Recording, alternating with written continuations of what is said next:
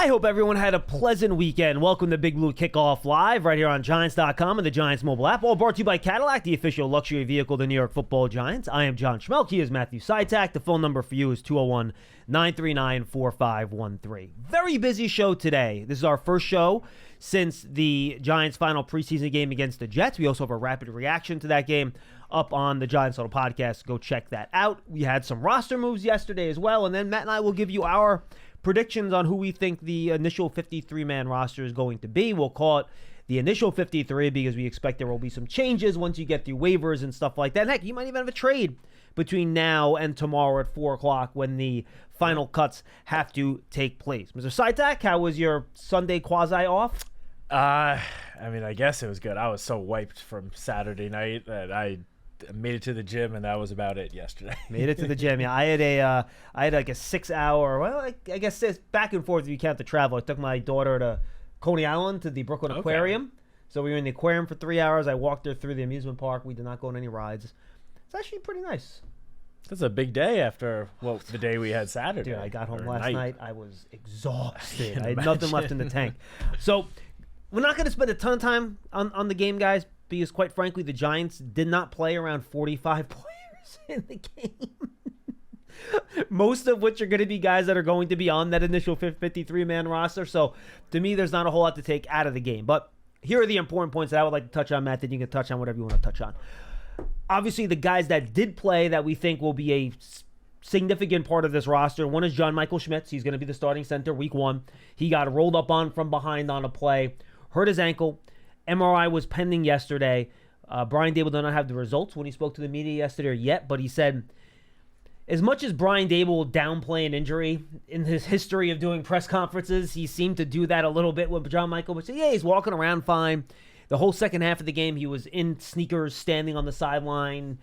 He didn't have any ice on his ankle or anything like that. As far as I could tell, he never went back for x-rays. So it doesn't seem to be that serious, but obviously when you have a starter, first regular season game now is 13 days away. We'll keep an eye on that, right? The other guy that I want to touch on is Evan Neal, who also got rolled on a sack. He got, I believe they sacked Tommy DeVito on the play, and the pile kind of rolled into the back of his legs. He got knocked down. He had an injury to that same left ankle area, which is what he had the fracture in last year. They're doing MRI. We don't have the results of that yet. Hopefully, Brian Daboll will have more on that when he talks to the media tomorrow. But much like John Michael Schmitz, he was standing the entire second half on the sideline, wearing sneakers on both feet, no ice, no crutches, no boots, anything like that. So I think the hope is that neither of those injuries are going to be serious or long-term. Yeah, after the game, Schmitz spoke in the locker room, and he seemed pretty adamant that there was nothing to worry about. He said, I don't know the exact quote, but basically said that he had no doubt that he'd be ready to go for the Vikings game. Obviously, you never know with these sort of injuries, especially with offensive linemen, but based on, as you said, his actions after the injury on the sideline and then his reaction in the locker room after the game, I will wait for the MRI results. But Evan Neal, by the way, spoke in the locker room too, and he didn't seem to think it was that big of a deal. Yeah. So Schmitz first, he seemed like it was, not a big deal. Well, we should find out, when Coach Daboll speaks to the media tomorrow, but hoping for the best. It seems like it's heading in that direction, but we'll have to wait and see for sure. Mm-hmm. And yeah, Neal, pretty much the same sentiment in the locker room after. He was a little bit, I would say, more wary just because it's the same ankle that he had surgery on. I agree. And so he wouldn't go out and 100% say everything's completely fine.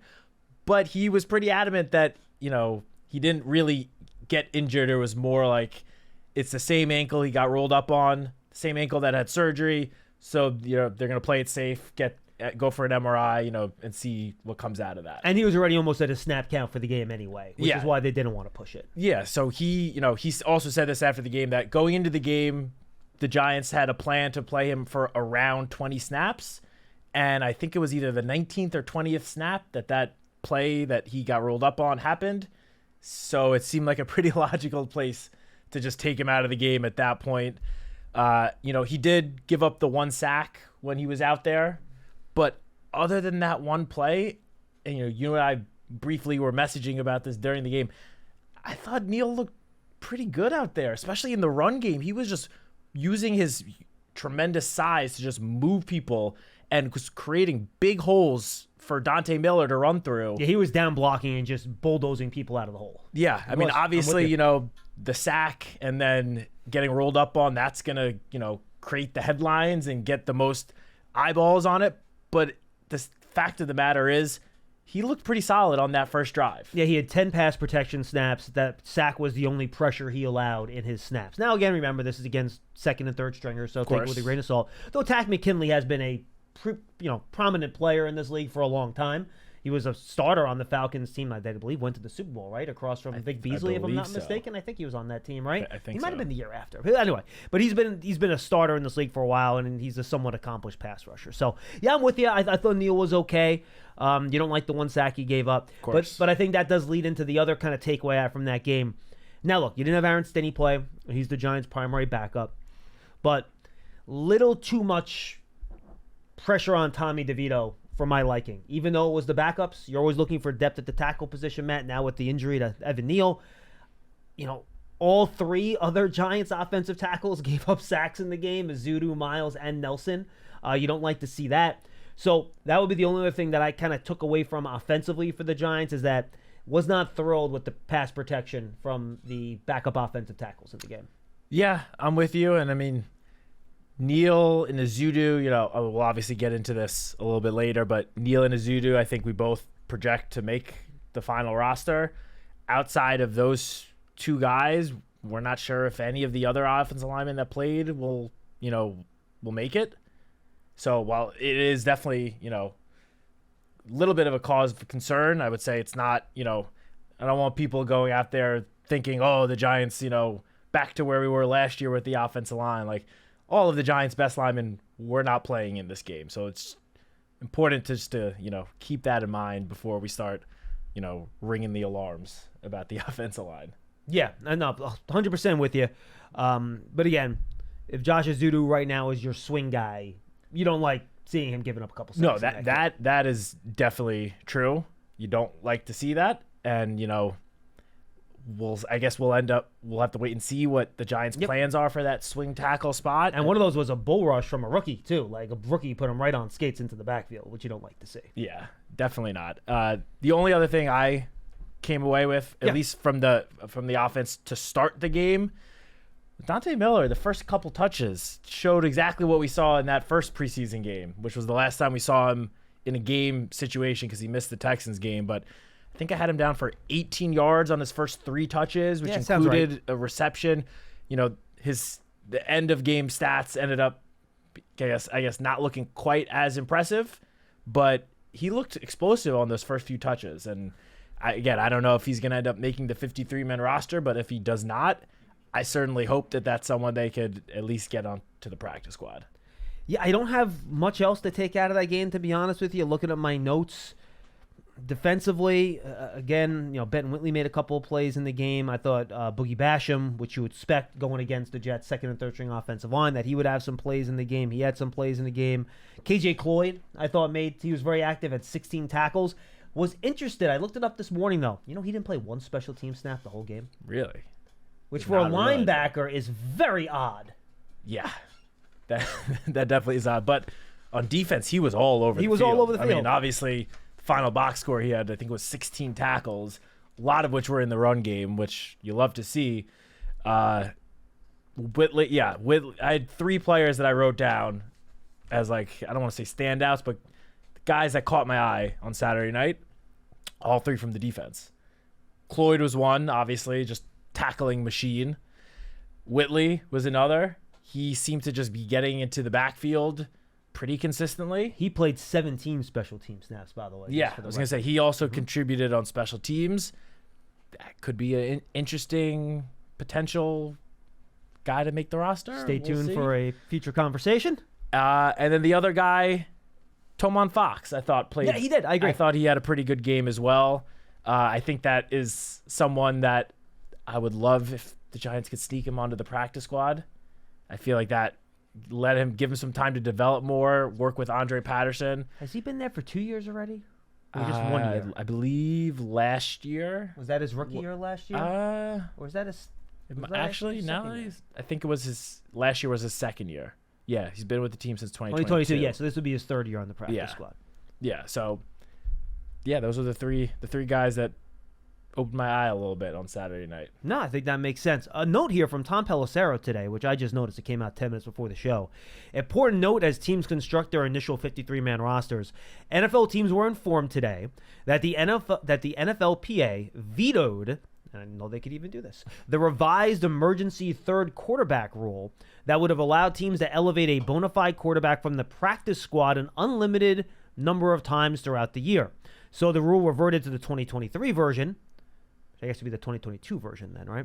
Which says the emergency third quarterback must be on the 53-man roster, not an elevation. So that kind of moves the conversation to the main crux of these next couple of days, Matt, where we're trying to figure out what the Giants do with their initial 53. And I think we'll start with the quarterback spot. We'll go position by position here, right? Both of us, I think, expected the Giants to go to 3 quarterbacks here. Now that this rule is in place where you can't elevate that practice squad quarterback as your third one to be an emergency guy, I think it makes it even more important to put the quarterback on the 53. And again, doesn't change the calculation for me. Daniel Jones, Drew Lock, and Tommy DeVito, I'd be very surprised if all 3 of those guys are not on the initial 53. Yeah, completely agreed. I mean, it seems like we were very much heading in that direction with Tommy DeVito as the third quarterback on the roster even before this came out today. I think just last year, DeVito showed enough in that 3-game winning streak to show that, he could be an NFL quarterback. Yep. And so I don't think the Giants were going to want to risk waiving him and having someone else claim him. And then all of a sudden you have 2 quarterbacks. One we haven't even seen on the field really more than a handful of practice snaps in weeks now in Drew Lock, and a starting quarterback, Daniel Jones, that obviously has had some injury concerns over the years. So it doesn't surprise me. It would surprise me if the Giants had anything other than 3 quarterbacks going into this regular season, with Tommy DeVito being the third. And I just think this new, or I guess the announcement of the same quarterback rule will just lead to the same 3 quarterbacks that we've had all summer. Now, as we break down the remainder of this roster and what it might look like, the Giants did announce the release of 10 players on Sunday. Kyler Ball, who would only here for a couple of days, he got brought in last week. Breon Borders, the cornerback Christian Holmes, defensive back Clayton Isbell, wide receiver John Giles, he was one of the undrafted free agents. I could see him being a potential practice squad guy. Joshua Kelly, running back. Trey Kaiser, the linebacker. Lorenzo Lingard, the running back. Marcus McKeithen, who was a 5th-round pick back in the 2022 NFL draft. Thank you. And then wide receiver Ayer Asante. All right, so let's roll through. None of those guys were necessarily a huge surprise to me, Matt. I'm not sure if any of them were. No, not at all. I mean, most of those guys were like the most recent signings of the Giants, guys that they seemed like they brought in more so to cover up the fact that other guys that are going to make the team have been injured, and they just needed bodies out there. Yeah, McKeithen might be a name that catches some Giant fans by surprise, but if you watch kind of where he was slotted in the depth chart over the course of the summer, the writing was kind of on the wall there. Yeah, he's been at the bottom of the depth chart among the guards all summer, and it's definitely the most noteworthy just because it is a draft pick of this current regime. But honestly, having watched the team for the last month, it's not that surprising at all. All right, so let's go position by position. Let's go to running back first, Matt. Okay. I know we had debated whether or not a 4th guy might sneak their way on, but I think both of us probably ended the same way. We even compared lists here, by the way, so we're going through this together for the first time. Devin Singletary, Tyrone Tracy, and Eric Gray for me. Yep, same here. Yeah, and Dante Miller, I think that's a guy you try to get on the practice squad. Yeah, I think they would love to get him onto the practice squad. I know I personally would love to see him there, give him a little more time to develop, take some practice reps and stuff. But yeah, as we know with the waiver process, you never know what could happen. All right, now let's go to tight end, because this is where I think it starts to get interesting. Daniel Bellinger, Theo Johnson, Chris Manhertz, I think those guys are all easily on the roster. Same here. None of those 3 guys played in the game. It's a good guess that if somebody didn't play and they were healthy on Saturday, that they're probably going to be on the roster. Probably, yes. Now, whether you want to call him a fullback or a tight end, one of my last guys on was Jakob Johnson, the recent addition. I guess he signed just about 10 days ago, right? He signed right before preseason game number 2, where he's your fullback, he's your tight end. The reason I put him on, though, is that he played almost every special team snap in the game. on Saturday against the Jets, and I think he could be a valuable special teams player in addition to giving you some flexibility as a fullback. What makes me hesitate, though, and I'm not sure about this one, he could very easily not be on the roster here, Matt. They use Daniel Bellinger as a fullback a ton over the past couple of years, and I think they like the way he blocks in that spot. So I'm not sure if they necessarily see the value there with having a guy to be a fullback when you have a guy like Bellinger on the roster who has shown that he can play that role. Yeah, I also have Jakob Johnson making the 53-man roster. I slightly disagree with you on the last point you just made. Disagree? What do you got? I think, well, first of all, you are 100% right that they, I think they definitely value Jakob Johnson's contributions on special teams. Especially considering, as we've spoken about, putting together this roster is a puzzle, and finding those guys that can contribute on kickoff coverage, on punt coverage. All 4 units. All four. It's huge. Very valuable. So a guy that can be versatile like that is big. But I think, this raised some eyebrows from myself when they brought him in, because he has all of that experience in Las Vegas with Carmen Brasillo. No, and then that's a factor. I agree with that. I think that they like the fact that, he can line up at tight end if needed, but I think we haven't really seen it, I think, with this current coaching staff, but I think they want an actual fullback. I think that'll help, obviously, with the run game, help in pass protection. I think that combined with his experience with Carmen Brasillo, I mean, that when they brought him in 10 days ago, it wasn't like your typical, let's just take a flyer on this veteran and, see what he has. I think they brought him in with a purpose, just my personal opinion. And yeah, I think he will be on the 53-man roster, contribute on special teams, and we'll see him on offense as well. Yeah, look, I know they used a fullback a lot in the preseason, but my sense of this offense, though, is that you're going to see mostly 3 wide receiver sets as their base offense, and between that and whatever times they use 4 wide receiver sets, well, I don't think will be seldomly. I think you're looking at 80% of their snaps will be with either 3 or 4 wide receivers, maybe 75%, because, they'll probably use 12% like 20% of the time, something like that. So I just don't know how much they'll use them. It'll be interesting. That was one of the guys I had trouble with. Let's go to the offensive. Wait, just real quick. Yeah, also, please. with the tight ends, I know Chris Manhertz, I mean, he's just your blocking tight end. Correct. Like, could he catch some passes throughout the year? Sure. But he's going to make the team for his blocking. And that leaves just Theo Johnson and Daniel Bellinger as your only, I guess, real full tight ends, like guys that can do, or you expect them to do, sort of everything. Yeah, I agree with that. And I think they will want Bellinger to kind of focus more on that and have a guy that they can put in that fullback position and let Bellinger just play tight end. Would you consider using one of those 2 IR spots on Cager? It depends how far away he is.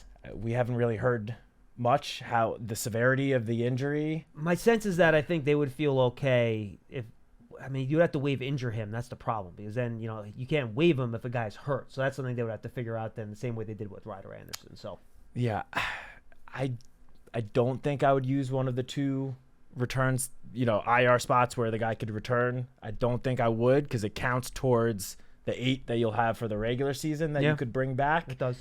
And I think between those other 3 the 3 tight ends that we just discussed, I think they'll feel comfortable rolling with those 3. I think Theo Johnson could have a slightly bigger role in the passing game early on in the year, which maybe a month ago I would have said may not be the case. But I think that they're getting a lot more comfortable with him as the, receiving tight end. I agree with that. So I don't think Cager will land on the IR. Fair enough. I happen to agree with you. All right, let's go to wide receiver here before we get to the O-line. Neighbors, Wando, Robinson, Hyde, and Slayton. Those are the easy guys. I put Miles Boykin on. Again, you go back to the second preseason game and the third preseason game. The guy's on every special teams play. He's just a guy that they like in that situation. And then I put Isaiah McKenzie on. Though I got to be honest with you, wasn't the cleanest performance in the third preseason game out of him. And if Gunnar was healthy, I would have considerations about that, but Gunnar's not healthy. So maybe that's a guy you use one of the IR spots on. I don't know how they're going to handle that. Maybe they think they can, I don't know how they're going to handle that. But I think just because I don't know who else they would put in that punt return spot at this point, Matt, who else on the roster can you even slot in there at this point? I think McKenzie has to be on. Yeah, so this is where, we have our first difference. You got the 7. No, I have Ooh. 6, and I included Miles Boykin because I agree. I think he's probably the best gunner the Giants have on the roster right now. Mm-hmm. I have Gunner making it over Isaiah McKenzie. I just don't know what his injury situation Yeah, is. this so I left him obviously off. we have the same amount of information on that, so it's not like I know of something course. that you don't. That's that muffed punt from McKenzie on Saturday night. I believe that was his second this summer. His second muffed punt. And I mean, like, yes, between Gunner and Isaiah, we've been pretty steadfast that one of them will make it. That guy, yes, he's going to be your primary returner, but he also, like, if something happens to Wan'Dale in the middle of a game, that's probably, I know Hyatt could play in the slot, but if you want a real, like, stereotypical slot receiver, it's that guy that's going to then fill in for Wan'Dale. I agree.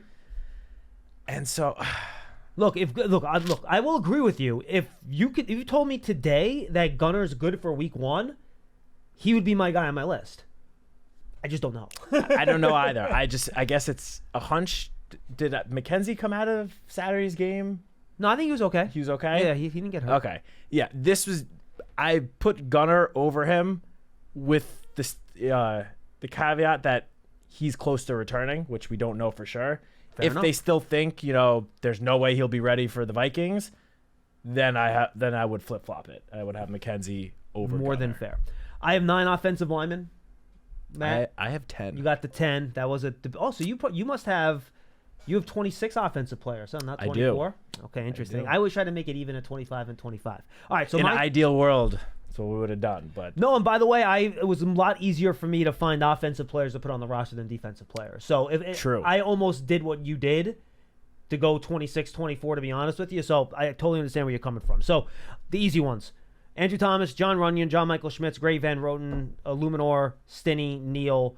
Both of us have Azudu. We talked about that earlier in the show. And then I put Jake Kubas on as my last one. I think it's a guy they thought maybe they could fit on the practice squad, but as I went through, I didn't see another player that made me willing to risk losing him if you like him as a player, right? So if there was someone else that I gotta have this guy, and all right, I'll try to squeeze Jake onto the practice squad, fine. But I didn't find that guy going through my list. So I put Kubas on as my 9th guy. yeah, so I have the same 9 that you just said. I think Kubas has shown enough throughout training camp, throughout the preseason games, where he deserves a spot on the roster. I think he's just, played well. You bring undrafted rookies in, hoping that you can find like a diamond in the rough. I'm not saying he hasn't, shown enough where I would go that far, but he's definitely shown flashes of just being a very solid offensive lineman, someone that they can continue to develop. He's basically only played guard since coming here, but maybe that's another guy that they try training to also potentially fill in at center if needed. Mm-hmm. I haven't heard of any buzz of that, but that seems like a type of player that you could try doing that with. So I have those 9, but then I have a 10th, Austin Schlottman. And now the reason I have him making the team, 2 primary reasons. One, I think the memory of what happened with the offensive line last year is will still be very much at the forefront of the front office's minds. They're obviously a lot better prepared to deal with a situation like that if it were to somehow happen. They focus on depth, starters and depth at the offensive line this offseason. But I don't think you can have too many offensive linemen. And Schlottman, while he did give up a sack Saturday night against the Jets, prior to that, he had looked pretty good in the preseason games. His performance against the Texans, I thought, was potentially his best of the summer. When he came in for John Michael Schmitz, 10, 12 snaps in the game. I think he had Pro Football Focus had him for like around 20 pass blocking snaps without giving up a pressure. I thought he showed enough, and I thought, they brought him in this offseason. I don't know the details. I don't remember the details of his contract, but I think that they brought him in because they wanted to have a backup center. And, I know, obviously Greg Van Roten was taking snaps at center a couple weeks ago when John Michael Schmitz was not practicing. But if you think about it, if something happens to John Michael Schmitz, like, yes, you can move Greg Van Roden to center and then have Stinney come in at guard. But then you're having two different linemen basically new positions. And, we talk about continuity on the O-line all of the time. I think if they're comfortable with just putting Schlottmann in at center, you at least, if John Michael Schmitz were to get hurt, could keep the other 4 guys the same and have some level of continuity as you deal with this, potential injury. So that's why I have Schlottmann making it 10 offensive line. Yeah, Schlottmann, Jakob Johnson, who got on, and Allen Robinson were my last 3 offensive players on. And I was debating which one of those 3 I had 1 spot left I would give the spot to. I ended up going with Johnson because I tried to keep the offense to Wait, so you had 25. 7 wide receivers? No, I said I went with Johnson. So Robinson and Schlottmann were off, yes. All right, so let's go to defense here. I think we're going to have a couple differences. Defensive line, these are the interior guys, folks, not the edge class. I have Dexter Lawrence, Nacho, DJ Davidson, Elijah Chapman. Those are easy. And then just because I think you want a traditional nose tackle, and he hasn't flashed much in the offseason, I did put Jordan Riley on, even though he did play into the fourth quarter of that game. I have the same 5. Oh, you put Riley on, huh? I did put, we very briefly discussed this a couple hours ago, and I told you I'm still toying with it. I know you were still messing with it. I know. I toyed with it. I had Riley as the 5th. I will say, I think of those 5, Riley would be my last one on. I'm with you on that. And I do think that is a position that the Giants will look to see who becomes available tomorrow. I'm with you. With waiver wire claims. So I do have those 5, but I think there is at least somewhat of a chance if a good defensive tackle becomes available and the Giants awarded him on waivers that guy would then replace Riley at the bottom of the roster. Edge, I only have 4. Kayvon Thibodeau, Brian Burns, Azeez Ojulari, and Boogie Basham. I have the same 4. I tried to find a way to keep Benton Whitley because he played well all summer, and I feel like you should be rewarded. I mean, they go through training camp and preseason to try to find guys that are battling for a spot, and I think he deserves it. I couldn't find who he would be replacing. I felt better in the preseason games than in practice. That was my sense watching Whitley. Yeah, and I agree. We never saw him get lined up against 1s and 2s. He was always against 3s. And I feel like if they wanted to get him on, Dable would have tried to get him in a situation where he was going against 1s or 2s like he did with Chapman and a couple other guys. So, all right, so we're on the same page there. Inside linebacker, Okereke, McFadden, Darius Musow, Carter Coughlin, Matthew Adams. Coughlin and Adams are your special teamers in the group, the same way you had Cam Brown and Carter Coughlin last year. Adams kind of replaces him. Musow was a rookie draft pick. You want to keep him, obviously. And then I kept the 6th guy, Deontay Johnson. And again, this is an injury factor, folks. He might be a guy, if he is seriously injured, that they say, we're going to use one of the IR spots on him. And we talked earlier today when you were putting your list together, but way before it was finalized. You're like, well, don't you think they could fit Deontay Johnson in the practice squad? I said, yeah, I think you could. But this is a guy that they, not because of injury to anybody else, were giving first team reps to in practice. And I feel like they think he has something to him. You look at him physically, he's built like an NFL linebacker. So I think he's going to be important enough to this coaching staff where they don't want to risk losing him, and they're going to either use one of those IR spots on him if the injury is serious, or if they think he's going to be back for week 1, I think they'll figure out a way to get him on the 53. Yeah, so I only have 5 inside linebackers, with Deontay Johnson being the odd man out. Yep.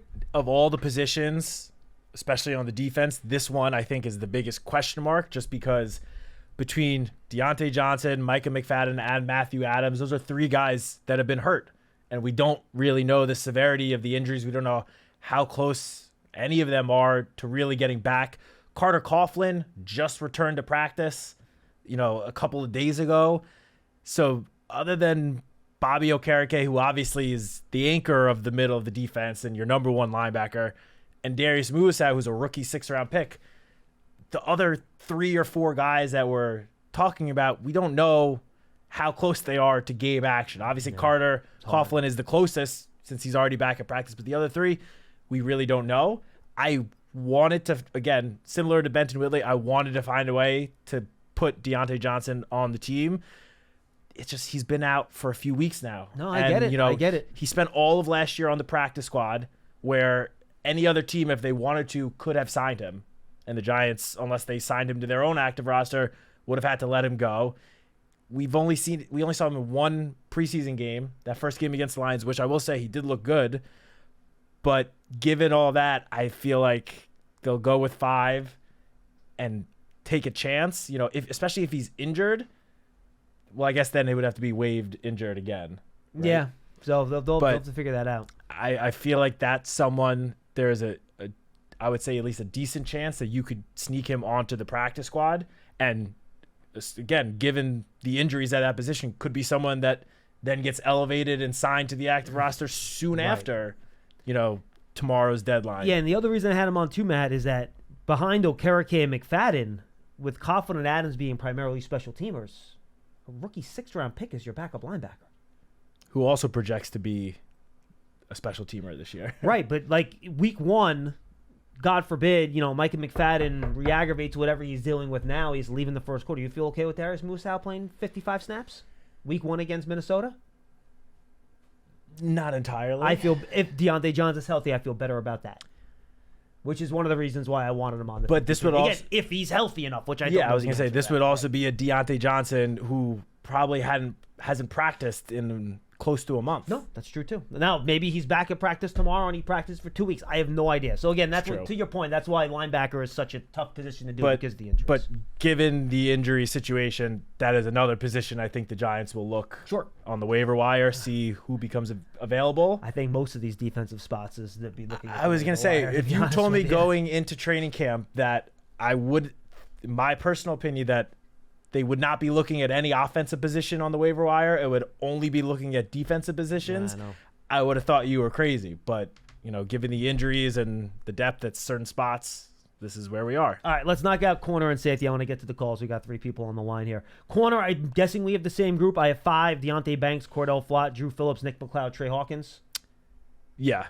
I just had Isaiah Simmons as part of that because you could put him in the corner group. I have him in the safety group. That's fine. Yeah. No difference. I could see them looking to add a corner here, whether it's via trade or free agency. Same. And whether that's keeping the 6th guy or then maybe we'll see about Trey. Though he didn't play in that last preseason game, so I'm thinking his spot is fairly secure here. But we'll see what happens at corner. And then at safety, Tyler Nubin, Jason Pinnock, Dane Belton, Isaiah Simmons. Then I did put Javarius Owens on. Again, I don't know about the injury there. And that's another spot where I could see, all right, well, if we find someone better, we could, make a move there. And that's probably where you have one fewer player to make up for Schlottman making it, right? You only have the 4 safeties, or 3, I guess, or? No, I have 4. Oh, you were the one fewer linebacker. That's right. You're the one fewer linebacker. Okay, that's right. I agree. I had, I put Javarius Owens down as the 4th, real safety. Again, Isaiah Simmons, wherever you want to put him. He's floating nebulously on the defense. Just call him defensive player. Yes. I put Javarius Owens down. Not so much because of what he's done this summer, because he's been hurt. I don't even remember the last time we saw him out there. Week 3 of practice, maybe, something like that. It's more so for the fact that I don't think the Giants will want to go into the regular season with only 3 true safeties, because I do think between Pinnock, Nubin, and Belton, I think all 3 of those guys are going to play a good amount this year. I think, I do think 2 will end up, I guess, sort of rising to the top and get more playing time than the 3rd, but I do think that all 3 are going to see time in the secondary. I might call an audible here, Matt. I'm rethinking one of my decisions. Which is what? I might want to put Trey Herndon on as my 6th corner instead of Javarius Owens as my 4th safety, and just go with 3 true safeties. Yeah, and Simmons being my 4th guy. Yeah, look, I wouldn't be shocked. Trey Herndon not playing in that game weirded me out. Yeah, I mean, let's not forget, he did have the interception in that first preseason game. And he's played slot in the NFL. Like, who's your, I guess Nick McLeod is your 2nd slot guy. But he's a guy that's currently somewhat in a battle to be the 2nd outside corner. Right. You know what? Especially with Flott injured. I'm making that change. I'm going to take Javarius Owens off. I'm sliding in Trey Herndon. I mean, I like Trey Herndon because he's my boy from Vanderbilt. He is a Vandy guy. Go How Doors. about me putting the Vandy guy on and you leaving him off? Actually, I like this decision even more now. This was what I will say. I hope you are right and I am wrong, because I would love to have a Vandy guy on the roster. I wouldn't be surprised by that, though. I mean, Trey Herndon, again, is a guy that they brought in who, as soon as they brought him in, became, I think, the most experienced corner on the team, or right up there. Experience in the slot. You're right that, Drew Phillips gets hurt. You don't have anyone else that's like set in the slot. Like Simmons will play the slot, but he's not like a 3-down slot guy. No, you don't want Isaiah Simmons lining up in the slot against CeeDee Lamb in the slot. God forbid they put Justin Jefferson in the slot week 1. You don't want that. That's not something you want. No. I like what I've seen from Isaiah Simmons out of the slot, but it definitely depends on the matchup, who the offense has lined up in there. So yeah, I wouldn't be surprised at all if Trey Herndon ended up making it. And again, as you said, somewhat notable that he did not play against the Jets on Saturday night.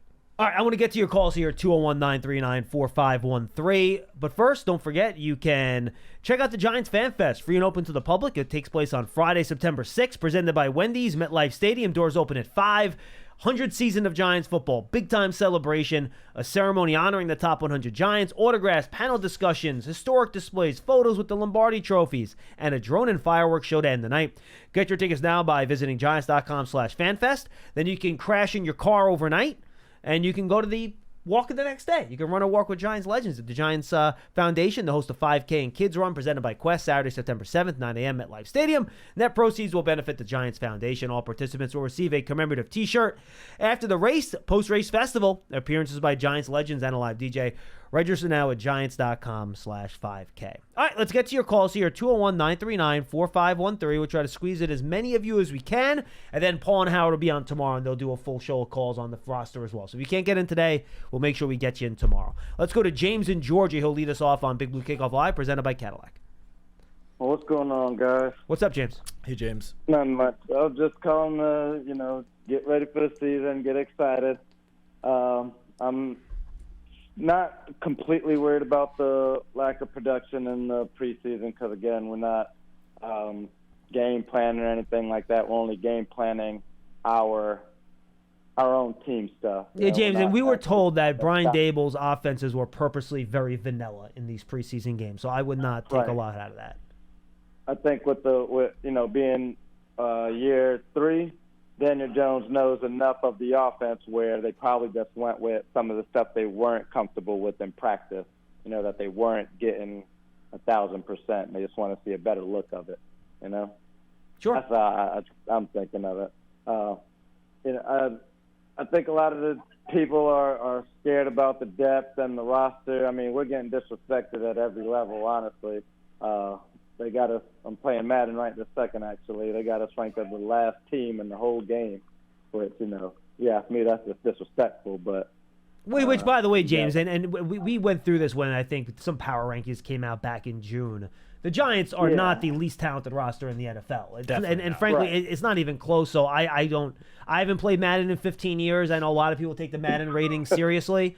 I care as much about the Madden ratings as I do what my 7-year-old daughter says about how players are in the NFL. So I just don't care. It's a video game. And my last point, have they said what Neighbors is going to settle on number-wise? Because I'm ready to buy a jersey. My only jersey right now is that running back that we lost. Well, James, I will tell you, I am all Dave. You talk after him, jeez. I am now. Did you name Saquon or Barkley? Because Barkley would make sense for a dog. Okay, that would make sense. We talked about this before. Oh, that's right. I do remember that. Yeah, I also I want to get my daughter a Neighbors jersey, so I am also eagerly awaiting what number he decides to settle on. Yes. I seen it in the store yesterday at number 9. I'm like, I was ready to get it, but then I said, if he changes numbers, I'm going to be looking crazy during the season. So I'll just go ahead and wait. We don't know. Thank you, James. We don't know yet what number Malik is going to be wearing. But if I remember correctly, it was the Tuesday practice of Cutdown Day last year where we first saw Deonte Banks and Jalen Hyatt in their new numbers. Was it that early? They had numbers during training camp. Jalen Hyatt was 84. Deonte Banks, I want to say, was 36. 36 or 37. It was some weird number, yeah. And then I believe it was either the Tuesday or Wednesday of this week last year, where we saw them wear, Hyatt in 13 and Banks in 25, which is what he wore last year, for the first time. So we don't know for sure. We don't know what it will be either, but I would say that there is a good chance that we will find out in the next couple of days. Hopefully by the end of the week. Yeah. I know fans are before the team breaks for the Labor Day weekend. Yeah, I know fans are eagerly awaiting it. So are we. Curious to see what number he wears. We are too. I want to get him. I know he's not going to want to do this. Get him a nice wide receiver number in the 80s. Like give him 88 or something. I feel like that. Giants fans, nice. we love the number 88 because of Hakeem Nicks. Yeah. 88 also has was it Ike Hilliard also in 88? Good question. Ike was a little before my time when I started covering the team. Well, Neighbors was in an interview recently where he said, "I would like something even numbered from 1 to 10." Yeah, even number. Oh, so there's not many options. So that would take number 1 out then, it's right? Like 2, 4. Well, and those are mostly retired. I mean, 6, depending on what happens to Bryce Ford Wheaton. No, but that's also Jamie so Gillen. he's also Jamie Gillen. That's right. Yeah, so Ike Hilliard was 88. He was 88. Along with Hakeem Nicks. So I feel like as Giants fans, we have good memories with wide receivers in that number. And also in the division, historically, the Cowboys give all their best wide receivers 88 it's true. as well. But yeah, based on that comment that Pearson just brought up, maybe he tries to work something out with Jamie Gillen. I don't know how tied Jamie is to the number 6. Because two's retired, so you can't take 2. I think 1's retired, 2's retired, 4's retired. Yep. Drew Lock wearing 2 right now? Oh yeah, Drew Lock is 2 right now. Oh, I'm yeah, sorry. you're Drew right. Lock 2 is not. 2 is not retired. Yeah. That's right. But if Drew Lock gives up 2, then where does he go? I need to have those retired numbers memorized. I don't have them memorized the way I should. 1, 4, 7.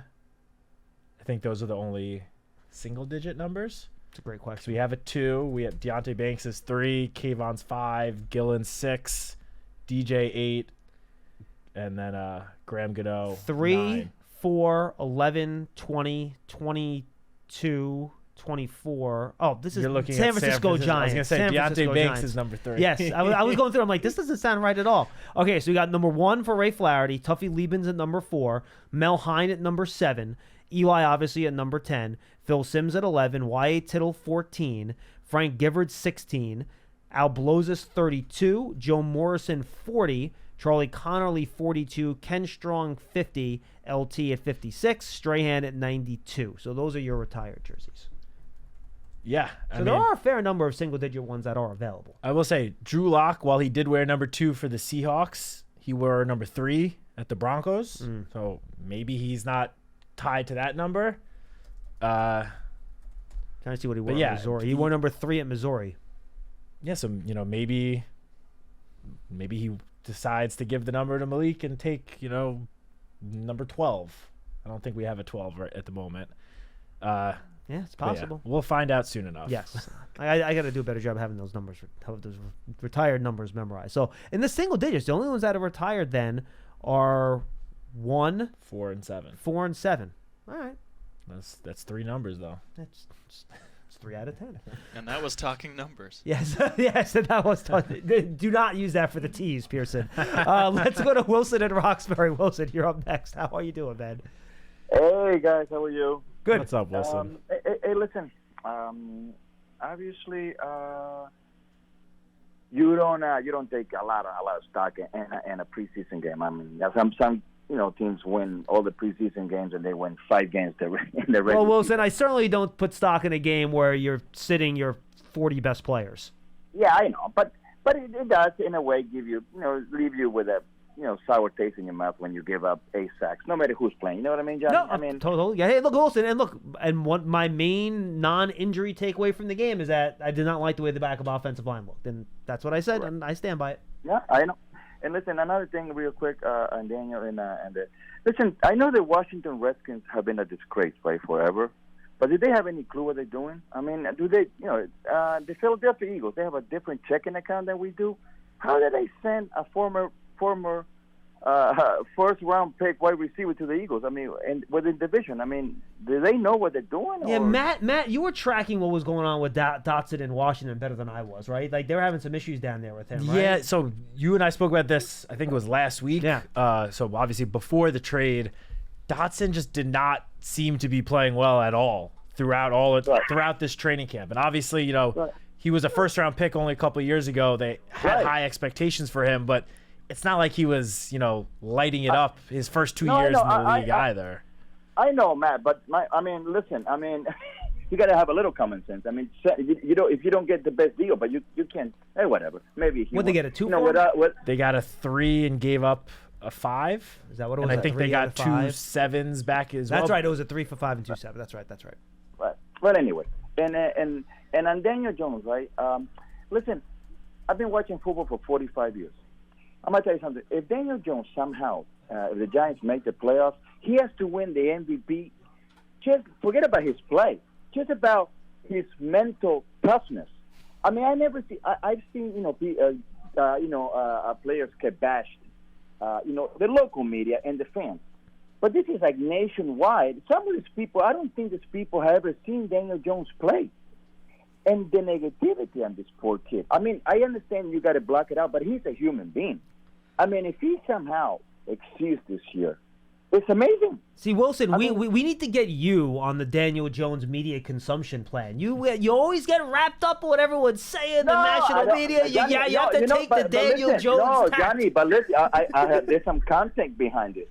I just happened to flip the channels, right? And I happened to listen a little bit. It was the 49ers against the LA Raiders. I know that the Las Vegas Raiders. And obviously, it was like a local TV, from Las Vegas.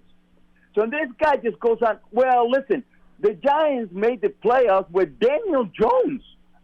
So that if they made the playoffs, then we definitely can make the playoffs with Gardner Minshew. Just we go 9-7. It was crazy that the Giants made the play. This guy is from Las Vegas, for crying out loud. I'm just saying that, Johnny. 45 years, I never seen nothing like this. I don't know if you have. I never seen nothing like this. So I'm rooting for Daniel even more now because he just gotten out of hand. Yeah. I know you don't like talking about this stuff, but you see it, don't you? Yeah, Wilson. Thank you, guys. Thank you, Wilson. Appreciate the call, bud. I think Wilson is completely right. By the way, Wilson, I actually do have. I think people treat Daniel unfairly as a punching bag. They just say, was Cameron Hayward had some, or was it Jordan Cameron had some type of weird thing out there? Cameron Jordan, sorry, had a weird thing out the other day where he mentioned him randomly in some social video. Come on, guys, chill out here. Yeah, and I feel like what Wilson said about people from the the national media or across the country. I feel like Daniel Jones could have had the greatest training camp of all time. And his only game action was against the Texans, and then he threw that interception, the pick 6. That's the only thing that anyone would talk about. I feel like it's very easy for especially national reporters who don't just spend all of their time watching the Giants to just see that one clip and be like, I'm gonna do a two-minute segment about how bad Daniel Jones is because of this one play, and hasn't seen anything else he's done all summer. So. You're right that it definitely is, I guess, an easy punching bag for people that are not actually around this team on a daily basis. I don't know. He'd have to have a pretty special year to be in the MVP conversation. Obviously, that goes for any player. But if Daniel Jones plays well, leads this team to the playoffs, you better believe he'll be in the comeback player of the year conversation. Yeah, especially coming off the injury, too. I feel like is more of ideal scenario where Daniel Jones could potentially be recognized after the season. Yeah, Mike Sando came out with his quarterback tiers. He does this every year for The Athletic. He had Jones check in at 23. He doesn't have any rookies on the list, obviously, because they haven't played a game yet. So how are you going to rank them? But some of the guys that were just ahead of DJ in the tier just above him: Deshaun Watson, Baker Mayfield, Derek Carr, Russell Wilson. And I could easily see by the end of the year Jones being ahead of 1, 2, or 3 of those guys, depending on how the season goes. So that would put him in the 18-ish realm, which is right smack in the middle of the league, which, by the way, is right about where his contract value is. That's what I was about to say. I think he's 14th now or something like that. When he signed that contract, everyone was like, oh, I can't believe you're giving Daniel Jones this much money, all this stuff. But that was before all of these quarterback deals were signed, the ones that we've seen in the last 12 months, and there will be more. Dak Prescott is going to obviously sign a deal and be making more money than Daniel Jones. Whether it happens in the next week or in the next 8 months, it's going to happen. And so, yeah, by the time, we get to this upcoming offseason, Daniel Jones's contract could be very much like square in the middle of quarterback contracts around the league. Yeah. Which, if he plays well, that's probably where you would put him in your quarterback rankings anyway. Right. And now philosophically, we can have the conversation. Is it worth it to retain a guy that's right in the middle of the league? Are you always aiming for, a top tier guy, and how your team building approaches? That's a different conversation. But, yeah, that is a conversation for after the season. And not for today. That is correct. Let's go to Greg in Atlanta, and then Artie, you'll be next. Greg, what's going on? Hey, how you guys doing? How you doing, John and Matt? We're good. What's up, Greg? Yeah, this is going. I'm gonna try to be as fast as possible. No, I'm you're a good. diehard Giants fan. I love my team, but I don't want to be a Debbie Downer on the day. But I'm gonna tell you guys, I'm a little frustrated with what I'm seeing, and been frustrated for the last couple of years. And number one, to me, is our QB situation. And I heard all y'all just said about Daniel Jones today, but John interviewed a guy named Warren Sharp not too long ago, and I listened to that interview. And what he said in that interview is exactly how I feel about Daniel Jones. I want him to be good, but his decision-making pre-snap, like we always, every time Daniel Jones come out and perform, we say he needs an offensive line. But there's 32 teams in the league. There are teams that have bad offensive lines, and their quarterbacks still manage to make a play or two in a game. Well, Greg, here's what I would say to you. I think he had a decent enough offensive line 2 years ago, and I think he did make some plays. Last year, he literally had one of the worst offensive lines in the history of the sport. The Giants allowed the second most sacks in the history of the sport. So I think last year was an outlier. You want to go 2 years back, then we can have a different conversation. I agree.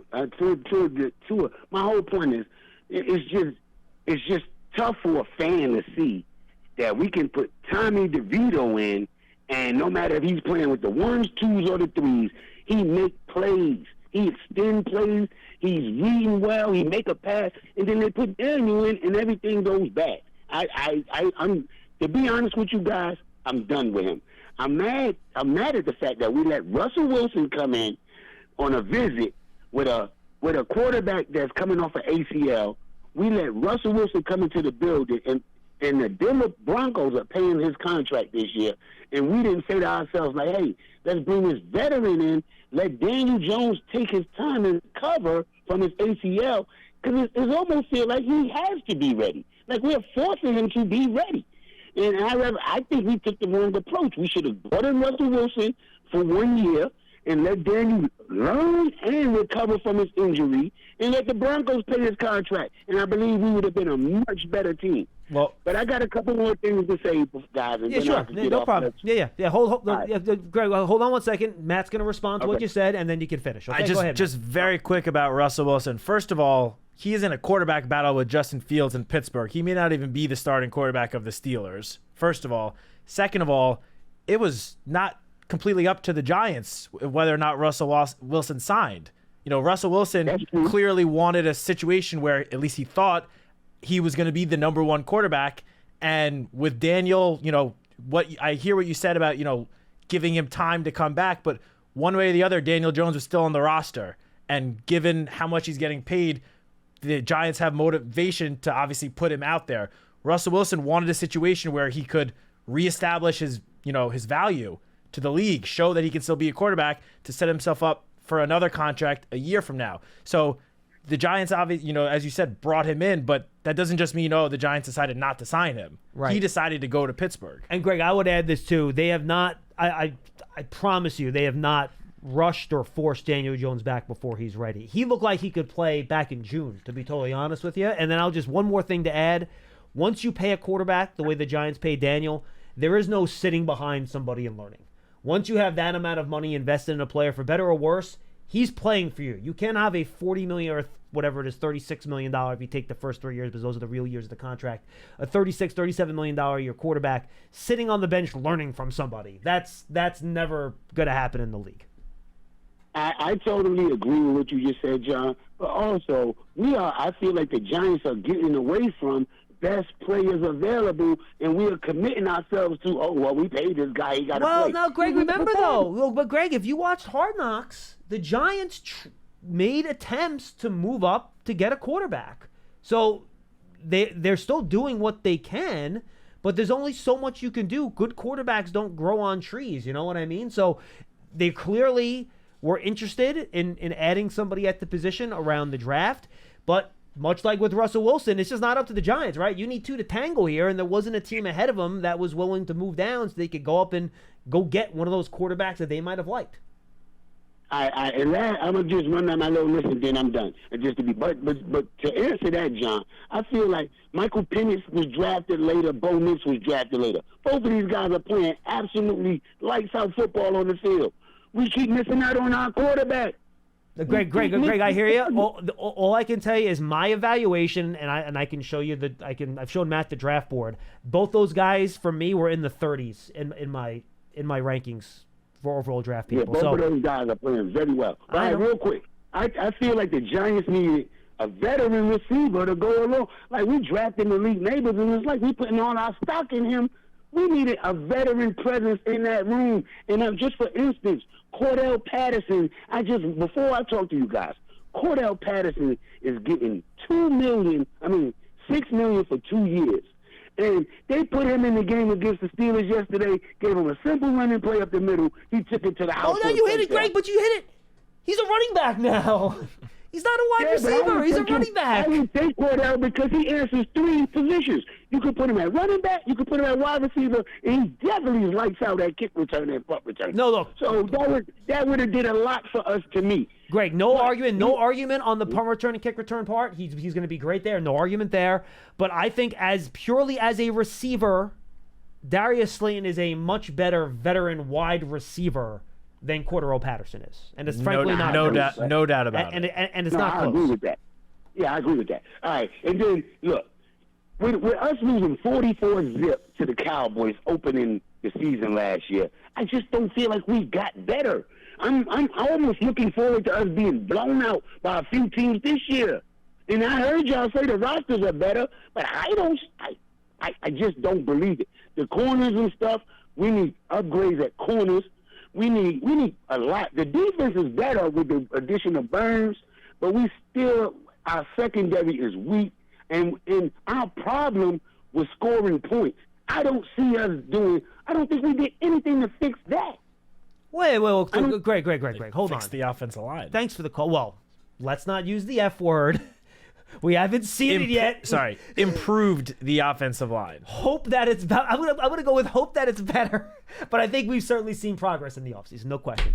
Then you drafted Malik Neighbors 6th overall, dude. And getting Andrew Thomas 100% healthy. Like, you brought up that Cowboys game. Let's not forget, Andrew Thomas hurt his hamstring on the last play of the very first drive of the season, proceeded to miss the entire first half of the season. Yeah. And that was like a domino effect on the entire offensive line. Look, having a healthy Andrew Thomas back, that alone should help improve the offense as an overall unit. Personnel-wise, this is the best I've seen this Giants offense. Jeez. Years. 2016? When Odell was here still? 2017 maybe? But I combine the wide receiver talent with the offensive line play.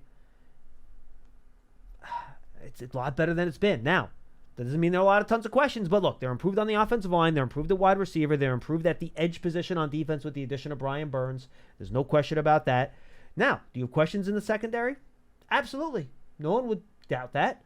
So there are things on defense that you have questions about, but there's no question that they're a more talented team. No doubt about it. I mean, we just went through that exercise of predicting the roster, and on the offensive side of the ball, there were not really any question marks.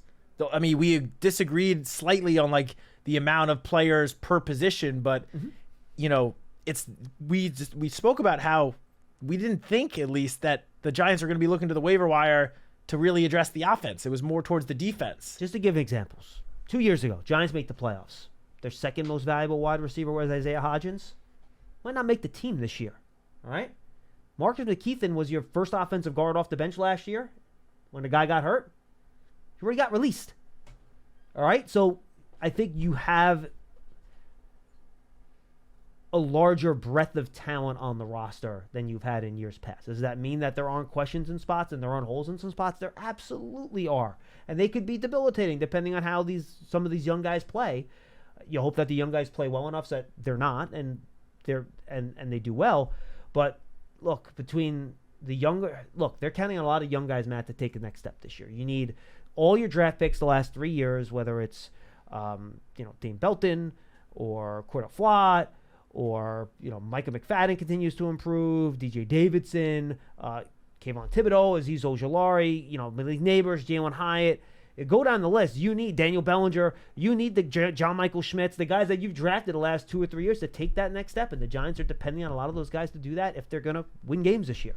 Yeah, and as we've continued to say, they're not done building the roster. They're still the next, little over 24 hours to fill out the bottom of the depth chart. And I've brought this up so many times, but let's not forget, in that 2022 playoff run, one of the biggest surprise contributors on the defensive side of the ball was Fabian Moreau, who was signed to the practice squad in the lead up to week 1 and was then elevated a week or 2 later. And until Adoree Jackson went down, was a rock solid number 2 cornerback for the Giants defense. And that was someone that was brought in a week from now. So they're not done building the roster. There will be players on the team that are not currently on the building. That's just a fact. If Fabian Moreau lines up for the Vikings in week 1 against us and gets a pick, I'm blaming you. Just for the record. I was praying that, when the Vikings signed Stephon Gilmore, that somehow that would lead to Fabian Moreau getting cut, and maybe we'd have interest bringing him back, but I don't think it's going to go You talk as much way. about Fabian Moreau as Lance used to talk about Harry Douglas. I just thought he was so underrated in that season. It's because once Adoree Jackson went down and he had to become the number 1 corner, then expectations, moved. But when he was the number 2 corner, he was, I thought, playing such good football. All right, Artie in New York, he will wrap us up today. Artie, thanks for holding, buddy. No problem. What do you got? Hey, thanks for having me on, and I'm a first-time caller, but I've been a Giant fan since 1956. That's great, Artie. So I've seen a lot of these things going on with the Giants over the years, but I want to touch on 2 points. Number one, with the Daniel Jones issue. It really amazes me how people don't have the eyes to see what kind of a talent this guy is. And I say that because when he first came into the scene, Schumer was the coach, but Schumer had at least a decent offensive line. Not a great one, but a decent one. And he thrived on that offensive line. Then Judge comes in, and all of a sudden, the offensive line starts going bad, injuries, whatever the reasons are, and that has been plaguing him until 22, in which 22, the offensive line improved. Not great offensive line, but an adequate offensive line. Adequate's a good word. Hey, Artie, I think adequate is a very good way to describe that 2022 group. It was fine. Right. So now we look at 23, and the offensive line goes to hell. Let's face it, it was terrible. Oh, it was bad. Beyond terrible. Mm-hmm. And this kid, he goes back to throw a pass. He doesn't even have time to look at his first read. He gets bombed and killed. He got hurt because of all the sacks and everything else going on. Did the offensive line improve during the season? A little bit. Enough so that it made DeVito look good, made Taylor look good. And it was too late for Daniel. Now, taking this year, the offensive line has improved. I think they're going to be more than adequate. I hope so. And I think he will thrive, especially now that they got Neighbors. The rest of their receiving core is very solid. I think the running backs look really good. I think this kid is going to finally show a lot of people, beyond what 22 was, how good he really can be. And it's unfortunate that people don't have the eyes to see this, to see the talent there. People say, well, he makes stupid mistakes. Well, you take the game the other day. I'll tell you why he made that mistake. And I played sports all my life, guys. I played minor league ball. I played football in high school. And I'm telling you, the thing that makes Daniel throw that interception around the end zone for the pick six was simply because he was trying too hard. He was trying to show people that he could make the plays, and he basically tried too hard. That was the big problem he had. Yeah, just take the safety, right, Artie? Just take the safety at that point. Yeah, right. Yeah, that bothered me a little bit, but at the same token, I'm trying to look into his mind and what he was trying to do. He was trying to make something happen. And in that case, he should have, like you said, gotten the safety or thrown in the ground, whatever. I got you, Artie. I think this kid is going to do well if this offensive line holds up, because the rest of the pieces are fine. Now, I got to tell you one quick interesting note. Yeah. Elijah Chapman. You know who he reminds me of? John Mendenhall. Do you remember John Mendenhall? Yeah, it's funny, Artie. Paul Dottino mentioned that. I forget, it was maybe on the radio broadcast last week, where he's kind of a really shorter, undersized guy, but he was able to use that leverage and quickness to his advantage, right? And not only that, but he could do sideline to sideline like you wouldn't believe in those days. And he lasted about 3-4 years with the Giants, did very well for them. But the bottom line was this guy, Elijah Chapman, I mean, he looks really – I think he's going to ultimately get a starting role, or at least play a lot of snaps this year. And I think he's going to be very effective. Well, we'll see. One other thing, he's quick enough. He could even play a defensive end, or he could even play a inside linebacker. That's how fast and quick he is. I loved the tape when I saw it before the before the preseason and practices started. So I'm hoping everything turns out as this happens, and if the offensive line holds up, then it'll be fine. And I hope a lot of the listeners will understand that. Thank you, Artie. Appreciate the call, my friend. You were a big John Mendenhall fan growing up, right? No? A little before my time. Yeah, a little bit.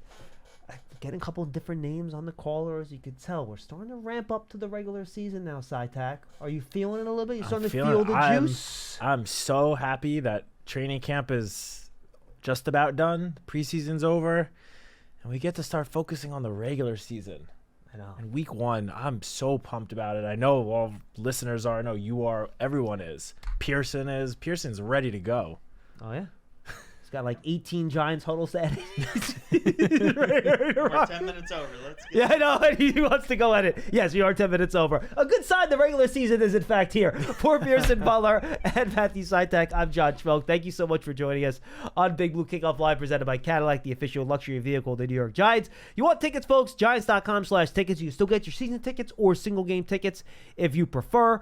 And Giants TV, that's our TV streaming app. You're on a smart TV, Roku, Apple TV, Amazon Fire TV, Fire Stick, whatever. Take your pick.